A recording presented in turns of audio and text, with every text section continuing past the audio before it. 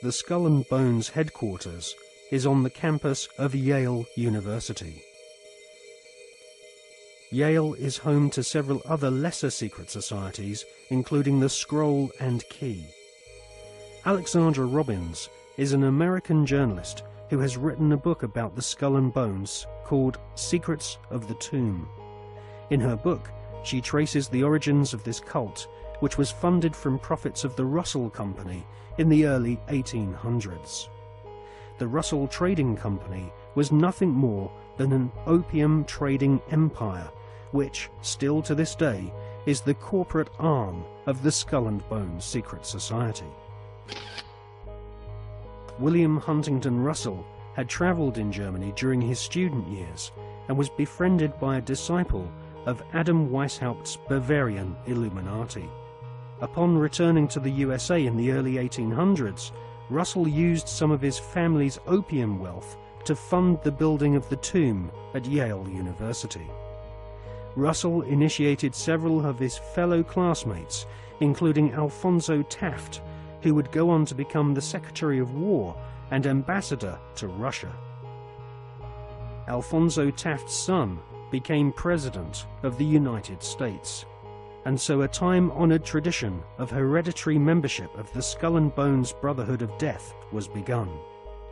We see this tradition continued to this day, with senior Bonesmen encouraging young initiates to marry into each other's families, their sons and daughters following in their parents' footsteps and becoming disciples of this most unholy of orders.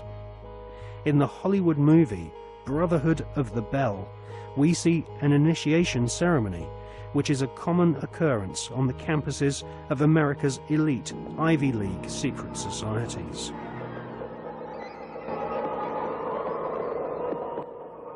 Mr. Patterson, Philip Everest Dunning, Mr. Chad Harmon, Mr. Dunning.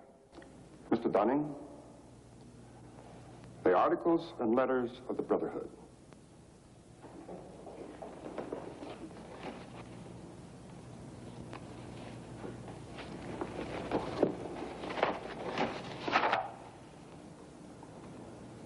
Do you swear that having been entrusted with these articles and letters since midnight this night, that you alone read them and did not communicate their content to any person whatsoever? I so swear. Having so sworn, are you now prepared to go forward?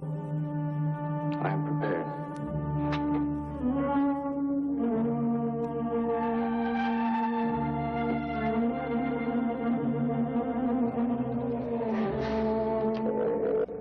Mr. Dunning, for over 200 years, Brothers of the Bell have been initiated before the spell, and in the same ceremony at sunrise.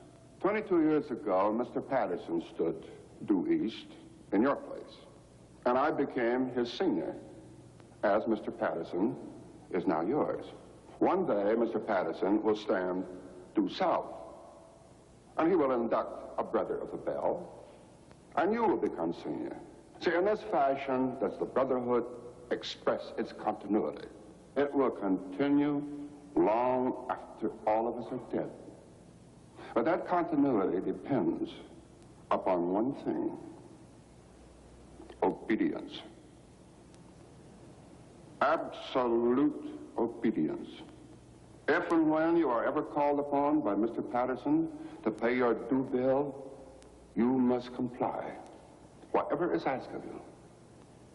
Well, that bill may come due tomorrow, in 20 years, or never. It will not be a matter of money. It will be an act of fealty, of loyalty to the Brotherhood of the Bell. Now, if you require anything at all, get in touch with your senior, and he will see to it that it's arranged for you.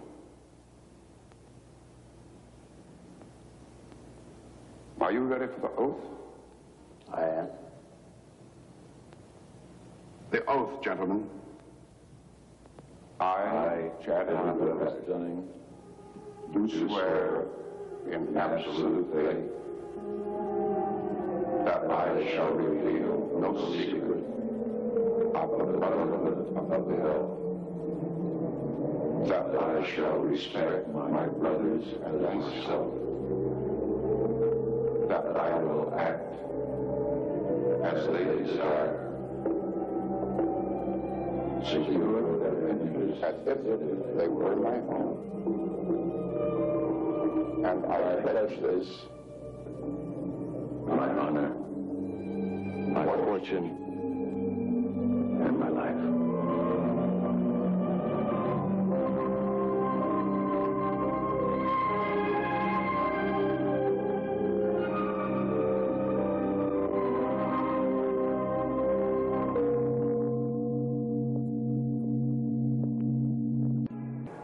You know, I still find it incredible that I could get anything I want. Anything a man could get with money, privilege, and the best connections. You know, it just occurred to me that we're part of the establishment now. Not part. The establishment.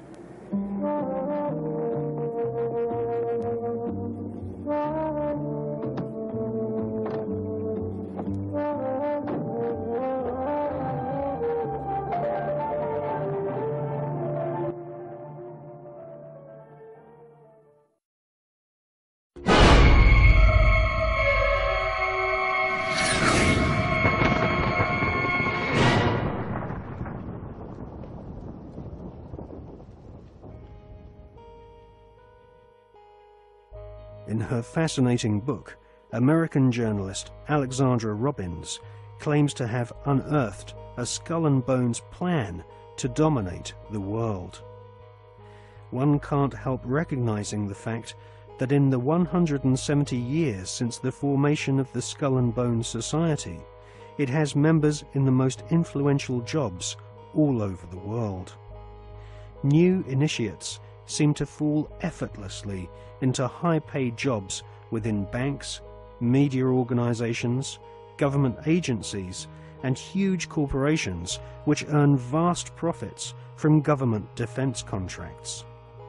Some researchers claim that all members agree to tithe their wealth over to the society, thus ensuring that their offspring will become future initiates of the Brotherhood of Death. The Skull and Bones Brotherhood of Death recruits members from America's billionaire aristocracy. Multiple generations of the Bush family have taken part in sick, satanically inspired rituals along with members of wealthy families who are behind some of America's most famous brand names. Based on the rituals of the German Bavarian Illuminati, the Skull and Bones have approximately 900 members worldwide. George W. Bush has initiated 5 fellow Bonesmen to join his administration, including William Donaldson, who is head of the American Securities and Exchange Commission. Upon initiation into the Skull and Bones, candidates are told that they must forever deny their membership. The psychological mind programming and brainwashing which goes on inside the tomb can only be guessed at, as no Bonesman has ever broken the fraternity's rule of silence. Fellow students at Yale have often said that on the night of ceremonies, blood-curdling yells and shrieks can be heard from inside the tomb. Some say the initiates are forced to wrestle in mud and are even beaten. This technique has been used by the CIA and EST brainwashing organizations who seek to wear down the subject mentally and physically using a program of punishment and verbal abuse. Once the will of the candidate has been broken and they have divulged all their sexual secrets to the elder Bonesmen, they stand naked and are reborn in a mockery of a Christian baptism, with elder Bonesmen dressed as the Pope and the devil conducting the ritual. Ron Rosenbaum is a journalist who writes for the New York Observer. he secretly filmed an initiation ceremony from the top of a building near the Skull and Bones headquarters. Members of the order dress up as the devil, the Pope, and a kind of Don Quixote character.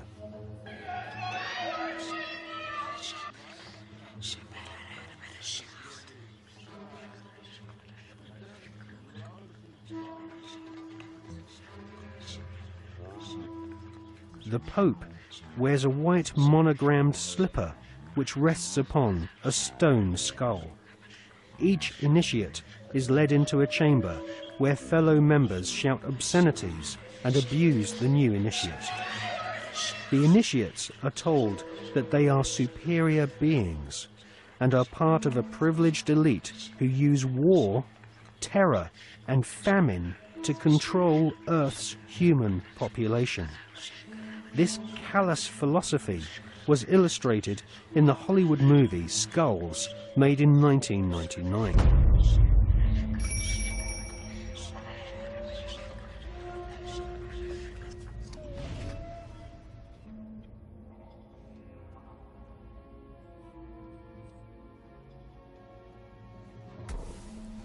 Over the years, there have been several break-ins at the tomb, which is the headquarters of the Skull and Bones at Yale University.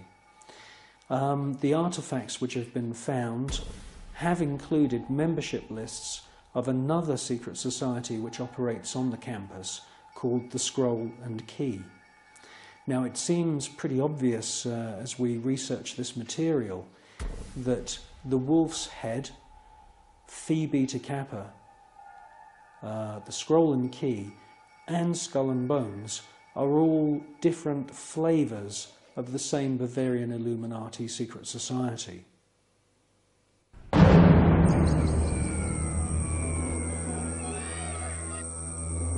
One by one, each new member is thrust to his knees and bows before the devil. A naked woman is ceremoniously assaulted with a dagger. The devil lays each initiate into a coffin, and a ribbon is tied to their genitalia. Everyone is encouraged to divulge their entire sexual life history whilst masturbating. With all their innermost secrets known to the other Bonesmen, the new initiates are threatened with blackmail if they ever reveal the secrets of this Masonic order. At this point, they are dressed in long robes and rechristened with their occult names. The Don Quixote character taps each member on the shoulder with a silver sword and proclaims, "By our order, I dub thee Knight of Eulogia."